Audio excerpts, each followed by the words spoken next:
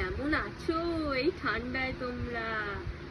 হ্যাঁ, দুদিন আগে যা গরম পড়েছিল, ঘাম জমে পান্তুয়ার আর ঠান্ডা লেগেছে, নাক দিয়ে রস গড়াচ্ছে।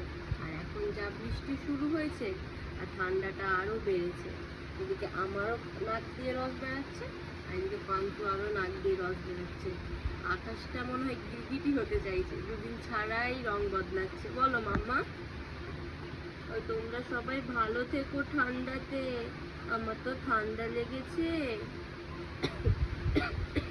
সরি, ঠান্ডা লেগেছে। তোমরা ভালো থেকো, সাবধানে থেকো, একদম বৃষ্টিতে ভিজবে না। আমার তো বৃষ্টিতে ভিজতে ইচ্ছে করে, কিন্তু আমি তো এখন ভিজতে পারবো না, আমার ঠান্ডা লেগেছে। চলো, টাটা সবাইকে।